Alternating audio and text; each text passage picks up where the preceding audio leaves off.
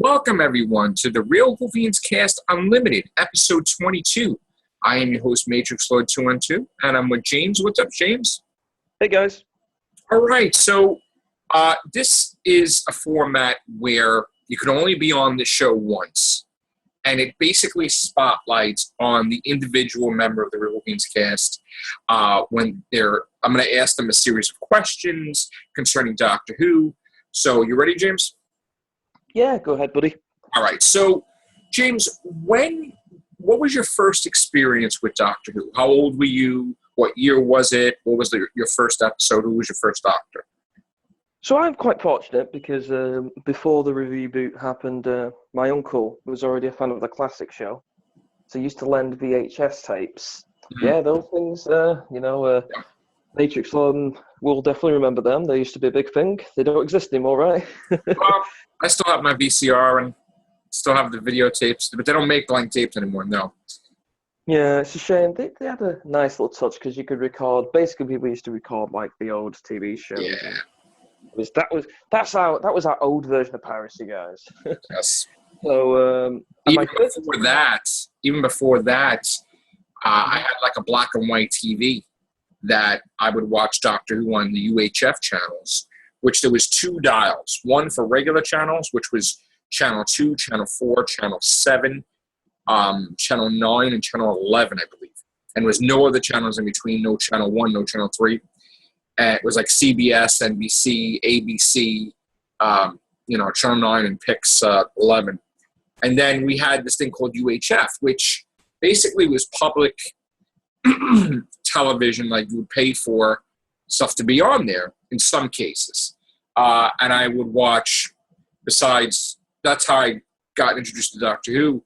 I would watch Dark Shadows on there, watch Uncle Floyd's show, a whole bunch of different stuff on UHF. So, and old movies too, like Wonderful Life and all that other stuff was on there. So that was my back in the day. So yeah, James. That's all right. It's just I like going through history. It's always fun. My first experience, I believe, if I remember correctly, it's very hard to remember because, but the same for you. Sometimes it's harder to remember because we've watched so much Doctor Who. Yeah. I was very young, so it's hard to pinpoint what the first episode was. Well, where are you from? Why don't you tell the viewers where you're from? I'm from the north of Britain, Bolton. It's near Manchester. Okay. It's kind of England is very, very small but very cultural. So we have the three big cities are obviously London, one of the biggest cities in the world. Then there's Birmingham. We don't like them. Nah, we like them. And where I live is like the third big area. Okay. So I think my first experience was either the Remembrance of the Daleks. Wonderful. And then very shortly after, Tomb of the Cybermen. Mm. So I did start to. He gave me VHS tapes of them, of the old episodes. Some of them official copies, and some of them he taped on a TV channel called UK Gold. Right. And that's when we used to have reruns of them in the 90s on that channel and the early 2000s. And then obviously I started watching the main show when in 2005. And I watched ever since. I've seen every single episode in existence, apart from the ones which are missing. I've listened to them. So I've seen every episode, every spin-off. I'm a bit of a sado, I must admit. So now you saw this before the new series. So when the new series started, did you jump right into it? Yeah, pretty much right into it. But I always decided. How old were you when the new series started? Let me work that out. I was about 10. Okay. 10, maybe 11, yeah. In 2005, right? Or was it 2004? 2005, yeah. 2005, yep. And I know we got it in 2006. In America, we weren't allowed to have it until a year after you guys had it. So, I remember actually watching it earlier than that, though, because my uncle Rose leaked early the first episode of Doctor Who online, and I believe my uncle gave me a copy of that, if I remember correctly. So, which is weird because he never used likes to leak things early, but Doctor Who is an exception. Yeah, it was very worth it. So, what did you from watching the classic series, right? Yeah. Who was your favorite Doctor? Very hard to pick because For me, every Doctor's brilliant. Right. If you put a gun to my head, I suppose I would have to pick Patrick Troughton. I really like Troughton because Troughton's unique. Tom Baker as well, but Troughton's more unique because he doesn't really have an episode which is bad. Or even his bad episodes, which I would say would be the Space Pirates, which only has one episode existed, and I'd listen to it, right? I think that needs to be visual format for it to be judged. He's just so good, and his companions are so good. All of his companions are good, right? They have such a good dynamic that they can just carry it along, which a lot of other Doctors couldn't. Like, what's the? I can't remember the episode name with the Silurians with Peter Davison, Warriors from the Deep. That's just a terrible episode because of the Mercury and stuff with Peter Davison. Now, if Troughton was in that situation, he may have been able to carry it. Nothing against Pete Davison, I think he's great. I just think Troughton's another class. The first 4 Doctors are just they're just a bar higher than the others. I kind of wonder what would happen if someone different wrote for Peter Davison, because it always seemed like a lot of people died around Peter Davison, and it was like he was losing, but he didn't lose. But even Tegan Javanka got crazy, and she's like, there's always death around, So it was just a bad, unfortunate thing that, that's... Well, they changed the direction of it because John Nathan Turner came in, for the first, for Tom Baker's last season. Yeah. He had, like, a different direction for the show. They did some good things, like the Cybermen reveal was completely hidden. But Peter Davison was not bad. It's just that he was coming after somebody so great. Yes. The same thing. I had a problem with Colin Baker, but we're not going to go into that here. This is about you. I like Colin Baker, but I think he had a very hard time with the scripts. They were very bad. Right. Like, for example, you can compare it to the new show. I think Matt Smith is excellent. I think his first episode is great. But he was coming after our version of Tom Baker, David Tennant. Everyone seems to love David Tennant. The reason why people like David Tennant is not because he's amazing. Well, he is amazing. Every Doctor's amazing. It's because he was the first Doctor of the new era to basically do a few seasons. So that's why everyone loves him. Right. But everybody really took to Matt Smith, I thought. Yeah, eventually they did. But he did have a rocky first. Now, for true Doctor Who fans, we loved him straight away because his first episode was fantastic. But for the new breed of fans who only knew David Tennant, it took them a little while to get used to what Doctor Who's about. It's about the actor changing or possibly actress, right? We could have it wasn't just the actor changing. It was a whole new showrunner. Yeah. A whole new time set of rules that was basically the Bill and Ted, which was originally a parody of Doctor Who's time rules. Now, I don't know if you ever saw Bill and Ted, but if you did, you would notice it straight away that a lot of stuff was from that movie. I think Moffat, I don't dislike Moffat. I just find because he's been there so long, he's pulling a bit of a John. I'm very happy he's leaving next year because he's getting into territory of becoming a JNT where he stays too long. And the issue with that is you can't change your writing style, really. His writing style is the same. And you can tell. See, one of the pet peeves I have with him, and again, it's not really to do with Doctor Who, it's the fact that he likes talking too much and explaining away too much why he did this, why he did that. So when he comes out and says that Series 7 sucked for him, putting his own stuff down. And I'm like, why are you doing that? Because of one thing if we were rip him for Series 7, right? But you don't ever admit.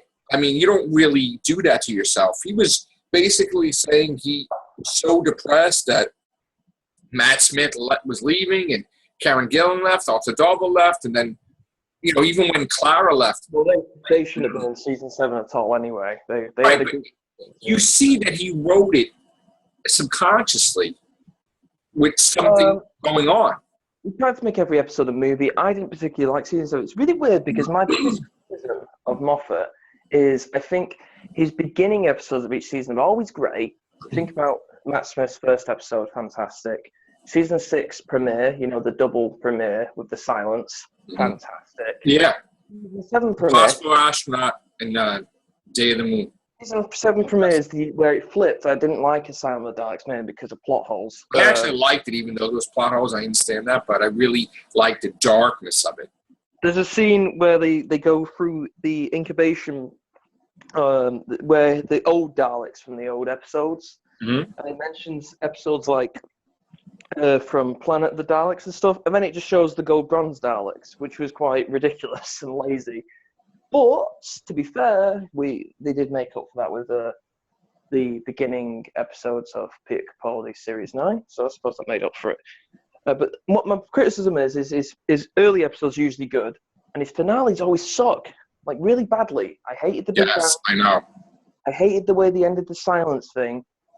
He just doesn't conclude stories very well. He starts them off very big and grandeur, and that's my big criticism of him. But I just, like, when it comes to the finales, you got to think about it. Like, this was Capaldi's first season, right? And they had a great, like, one of the greatest concepts, which was Dark Water, right? Yeah. It gave you friggin' chills. I don't know about you, but the fact that, oh, let's go to hell, and I'm like, what? The TARDIS could do that? Like, what the hell are you talking about? So it started getting dark about, oh my God, dead people talking after they're dead, and really eerie, right? Yeah. And it's almost as if he wrote the second part to it, like 6 months later, and he didn't even remember what that part was. And then all of a sudden, Missy's collecting coins on the street. It's just beyond ridiculous that she did all this so they could dance for the Doctor for his birthday, and he would have an army to go after the Daleks or whoever. And I'm like, what? It was a bit of a weird episode. But then Series 9 started, and Missy was fantastic. Yes. Great. Missy was always fantastic. Oh, yeah. I mean, she was crazy, but it's not her fault what the hell he was trying to do. I mean, it was like almost as if he didn't know what to do with the finale, so he's like, the hell with it. Now, Series 9 was just... Series 9 finale. It was just like the whole... Honestly, I don't think Moffat realized it, but it was so... It made it where every single body in their mother was a hybrid, and you had no idea what hybrid they were talking about. You didn't know if it was River Song because she was part human, part Time Lord. Osgood, was that a Zygon Osgood? Was it a Norman Osgood? A normal Osgood? Was it a shield? I mean, the shield. It was like ridiculous. Everybody was a hybrid, and then they made it that he was a hybrid, basically, almost a Doctor. As great as Capaldi is, the Zygon episodes I cannot take seriously because they always had an imprint machine for Zygons where the human has to be in the imprint machine for the Zygons to take the form of the human. They've established that in the Fourth Doctor episode. And they actually established that in the 50th anniversary itself, which is weird, and then they unestablished it. Yeah, which is not cool. Yeah, it's, I don't mind if you change it. They couldn't have showed that imprint machine in the 50th. If you're going to change it, that's cool. But don't show us it and then change it. And I think the problem with it tried to be too politically correct, where it's like, oh, so what if the Zygons don't look like us? They could be on Earth and live with us. Oh, and I'm like, what are you talking about? That got to be so just that Zygons would have relationships with humans, and it was maybe a couple was in love. There was a Zygon human. It was like getting really come on, man, that's not fair, because ultimately by them hiding their form as humans, it was a deception. So they're not living peacefully amongst humans because humans don't know about it. So that was kind of effed up, honestly. And then when people found out about it, they were angry. Like, even if they were in a relationship with a Zygon. I was angry when they made him good in the first place. They were never supposed to be. What are you talking about? So the Zygons, we know he ruined the Zygons. The first part sucked, and the second part was great. But even then, he's just ruined the Zygons, man. He did that with the Angels. He created a great concept with the Angels. Fantastic concept. If they stare at each other, they freeze. And then the next episode, he brings the Angels with Matt Smith. They can now look at each other. Make your mind up, Moffat. Come on. They keep changing the Angels, and I think the problem is that he's his own enemy because people are like, but you said is that. It's like, I could change the rules. It's like, why? You know, it's like, come on, man. It's like, don't just do it just to do it. And then it was like, oh, the doctor left a weeping angel in New York City in the cemetery or something like, or he left I don't know if the cemetery, I don't think the cemetery was in New York or the cemetery was somewhere, right? I guess it was in New York. Yeah, I think he And he just left the angel there. And I'm like, how could you just leave? Would you leave a Dalek near a preschool? Or No, something? Like, are you serious? But my point about the angels is he created a fantastic monster. He was a fan favorite. Everyone loves Blink, right? Yeah. And he created a fantastic monster, and he just started to overuse him. He couldn't think of new ideas with him, and that's why he ruined him. And then he tried to make creatures that was the reverse of a weeping angel or the reverse of a silence, where with the silence, you would forget them, but with the friggin' dream crab, I guess, I don't know, it was just a reverse of the silence. Like they had to remember, they had to not remember them or something, or whatever the hell it was. I don't know. Yeah. It was Okay. weird. So we've gone through my Doctor Who. Is there anything you want to bring up about? Yes, I do want to bring up companions. Well, we brought up the classic series companions. What did you think of them? Who was your favorite? It's very hard. Most of them are brilliant. There are some bad ones. You know, I still critique the classic show. There's some bad companions to the classic show. I hated Turlo, by the way, and I hated Chameleon. Thank God, somebody who hates Turlo. God, I hate Turlo. God. Boring companions I've ever seen in my life. Thank God somebody agrees with me. Pure hatred, man. Pure hatred. The first person who's actually agreed with you on that one. Nah, man. I did like Nissa. Waste. Hotness was cute. I like that trick. I thought it was cool. I love Jamie. Most people pick Jamie as their favourite companion. He is one of my favourites, like top two. I really like Ian Chesterton as well, you know. Oh, yeah. I like the male companions of the classic Harry series. Sullivan was good. Even though Ian was the boyfriend of Barbara, it wasn't like that. You see, the issue with the new show is all the male companions they've had thus far, I mean, apart from Matt Lucas, but is he really a full-on companion? We shall see, shan't we? Well, supposedly, somebody said something that he wants to be the Doctor's butler or servant, or because I don't know what if that's true or not. But Why they don't we said, just have a male companion and stop being sexist for once? Like, it's driving me mad. Like, the whole show, since 2005, every single male companion has been the boyfriend of the female companion. right. You know, It's like they don't know how to write it, you know? You know, I think what they're trying to do is be correct. Oh, the Doctor's a male, so we need to have a strong female lead too. No, Right. we can have a male as well. Now, what is your take on the Christmas special coming out? Oh, the superhero thing? Yeah. Unlike a lot of people who says it's stupid, I'm going to wait till I see it. That's usually what I do. I originally thought it was super dumb, but then when I saw the clips and stuff, I liked it. So I'm looking forward to the Christmas special. Now, I saw Class, and I thought that the thing with Capaldi was stupid. And I'm like, what the hell is that? And then when I saw the trailer, I thought it was good, but then I thought it was real good. But then I got the impression that that woman was a futuristic doctor, because she's holding on to the TARDIS and she's being all like, you know. If it's not doing stuff like that, that will annoy me. And then I thought that they ended the trailer like they didn't know what to talk about. So they started talking about like Vampire Diaries and all that stuff. I got been following Class until the trailer, right? Because I did that on purpose because at first I said it's a spin-off series only on BBC Three, and it's the thing about this is that my criticism would be it does look great, but it could be going too big for its own shoes. It's going quite big very fast. You haven't established a show yet. We need to know who these characters are, why should we like them. So if you have great effects, that's great, and Peter Capaldi may be able to carry some, parts of the show. But apart from that, who are these people? Why should we like these characters? Should we feel emotional about them?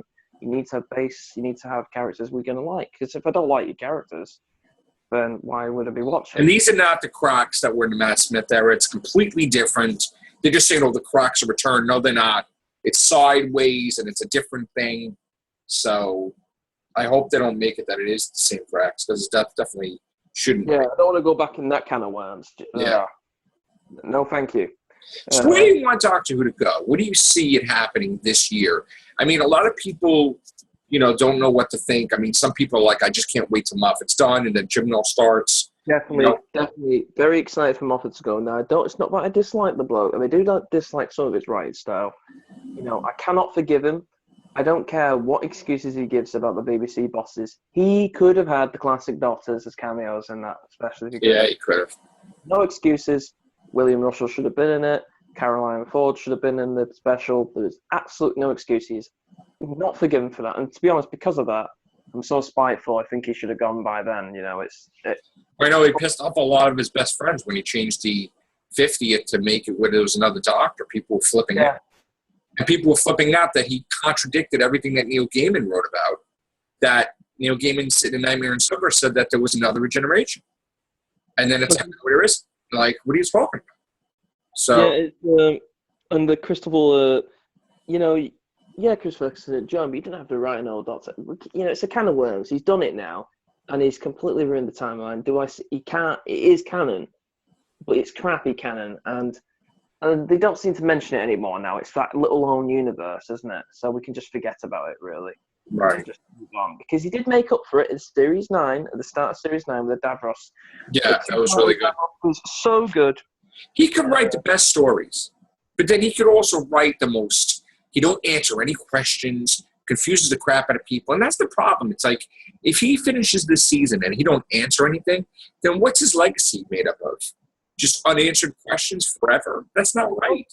Was the Series 9 two-parter good because of his writing, or was it good because of Julian Bleach, Peter Capaldi? You see what I mean? Now, if you think about it logically, I don't like to nitpick all the time, but there is a scene in that episode where you can't excuse. Basically, where the Daleks coming from the sewers, and the dead Daleks, decaying Daleks coming from the sewers to attack the Daleks. I just thought to myself, why don't the Daleks just fly in the air? They can't go in the air. Fly, right? Yeah, they can fly. They're just sludge little Daleks. They can't fly. Fly in the air. Get away. They're just screaming in the air, I cannot move out of the. And I'm like, no, just fly away. Fly away before they hit you. It's ridiculous. It's a bit like the zombie thing, when they're walking in slowly. Even though I do criticise the superhero thing, I tell you what, I'd love to see Doctor Who in a zombie apocalypse. Wouldn't that be great? That would be an interesting take. Why not? It's a fictional show. Why can't that happen? It should. Why can't there be in a futuristic thing, the zombie people or something? Why not? They've tried things like that with the. I suppose the closest you could get to is Water and Mars with David Tennant. That was sick. I do like that though. One of the best episodes. It was. It was so different, and I don't know if I hated it or loved it, but I did wind up loving it. And he was so close to becoming the Valyard right there. Yeah. And I'm like, oh, he's the Valyard now. I'm like, damn. That was showing Valyard time, and then in the name of the Doctor, and some Matt Smith scenes when he showed Dark, I thought, oh yeah, he's going to become the Valyard, and then Moffat teased us it and said the Valyard name. I always thought that the God complex, he was looking in the TARDIS and he was watching himself regenerate evil, and then the TARDIS got scared and the cloister bells went off. That is what I thought he saw in the room. Oh, the room! I'll tell you what, that was the biggest cop out when they showed the room. And they showed the crack. That was bullshit. You son of a... That was not what was in the room. I'm telling you right now. That was not what was in the room. You know what's funny? A lot of people are like, why didn't Rory have a room? He did. His room was the exit, meaning that he just screw everybody. He would leave Amy. He would leave everybody and be not responsible when he's supposed to be the most responsible one. So that was his room, the exit. Even though it didn't show different things, that was the manifestation of him being the opposite of responsible and being a coward and running away from everything. Just forget everything. That's it. Goodbye. So that was his room. My room was opening the door and seeing Hillary and Trump get married, probably. That's probably my room. That's how they're going to troll everyone, guys. They're actually going to get married and just screw it all up. But, yeah, I'm quite excited. I'm moderately excited for Class after that trailer, but I'm very skeptical because it just looks too good to be true. So we'll see. All right. Now, before we go, I just want to ask you the question about River Song. Oh God, River Song. I have to ask this because there was a lot of controversy with John Barrowman saying that somebody was responsible, some big ego, whatever person, for not letting his character continue in Torchwood. And right away, people assumed it was Moffat. And then he flipped out and made a comment that's not me, somebody else. And he, basically that he has no control over the character Captain Jack, even though he wrote the first appearance of Captain Jack with Russell T. Davies. So I guess it would either be Russell T. Davies or somebody in the BBC that was stopping it. So now the question was that, well, everybody knows that River Song is Moffat's. So would she be able to continue without Moffat, or would he purposely, with that case, not allow her to be? Now, she has appeared in the audio. She's still going to continue to do so. But she came out and she said that she wants her character to be in Torchwood with Captain Jack. Now, what would Moffat's response be to that? I don't know. The issue, first of all, John Barrowman. I love John Barrowman and Arrow, but dude, you're gonna have to be honest. The last season of Torchwood, it sucked. It was bad. Miracle Day was horrible. It was one of the worst things I've ever seen. And you know what? That was bad. The first episode was great. I was like, oh my God, this looks really good. I'm going to say why it was bad, and it might be controversial. I think Russell T. Davies was more interested in showing everybody that Captain Jack was bisexual, omnisexual, and trying to push that so much that it lost the concept of what the plot really was, and the threat wasn't important enough in different things. And when he used the name of the Doctor as a tool for some sexual thing, he's like, the Doctor had companions. You want to be my? I'm like, what? You want to be my? I'm like, no. There's many things bad about Miracle Day, but it's two reasons it was bad. It's number one, they doubled the amount of episodes. It was supposed to be a 5-episode thing. There were some good scenes.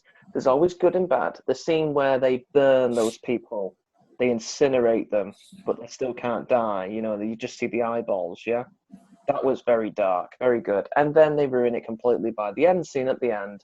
We've already established that it's Captain Jack's blood does not give the immortality abilities to people. We know that. And what happens at the end? Rex wakes up. Screw you. And that's when everyone switches off. We're not going to watch anymore. You shouldn't have woke up. You should have died. Simple as that. So Torchwood can't come back after that. I mean, even though Children of Earth was so great and so amazing. Yeah. I just wish we could go back. They're going to try to block that out from everybody's brain somehow. Yeah, I hope somehow we could get rid of Miracle Day and we just go back to after Children of Earth. That would be great. Yeah. All right. So, do you think River Song should join Torchwood or not really? Well, because it's never going to happen, Torchwood. I don't. I suppose, yeah, it'd be interesting to see. He's actually in talks with somebody. I really do hope it happens because it would be quite amusing to see them two together. I'd give it a go. Yeah, it would be. Just please, God's sake, don't make them have sex. For God's sake. Yeah, no. It's going to happen. Now I've said it. You've heard it here first, guys. Yeah. All right. Well, I think that's it, right? Yeah, on Dotsu, yep. James, thank you very much. Mm-hmm. It's been a pleasure. All right. We're going to have many podcasts. We're going to try to do it this weekend on Comic-Con stuff for Doctor Who. So stay tuned for that this weekend. Take care. Bye for now.